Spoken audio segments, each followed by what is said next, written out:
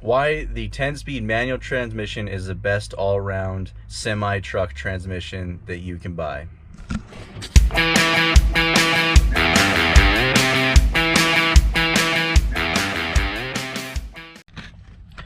How's it going, guys? Welcome back to the channel, Make Money Trucking.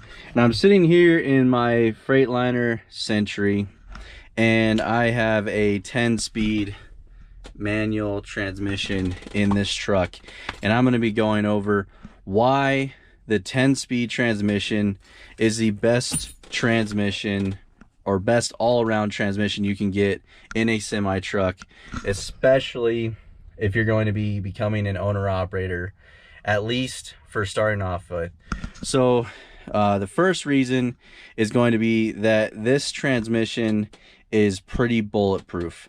There's not a whole lot that can go wrong with a 10-speed. You don't have dividers or other air actuated parts. You just have an upper and lower, and it's pretty simple. It's pretty durable. You know, I've had many company drivers, and I've talked to many companies that also had company drivers, and they have told me that a 10-speed transmission is the best way for them to go.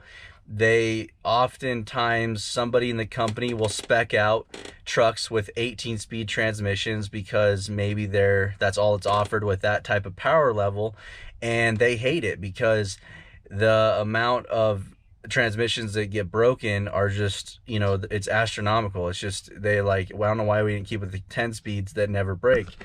So these 10-speed transmissions, you know, a lot of people think that, oh, that's like the bottom rung of the totem pole. So that brings me to my point number 2, is they're going to be the cheapest. The cheapest to replace. They're the cheapest to, you know, rebuild if you're going to rebuild them. But I would just suggest replacing it, because it's not much more if you buy a remanufacture one or pull one out of a, you know, scrapyard. It's actually not that expensive, and I've learned this in my own experience, that they're pretty affordable. I actually got this transmission out of a truck with about 100,000 miles. It was in Arizona, and it was about, I think it was a little bit over $1,200 to $1,500, and it's been good to me ever since then. Now, the third reason for having a 10-speed transmission is that they are, you know, there's plenty of them around. It's easy to find a truck with one, especially if you guys are debating whether to get an automatic or a manual.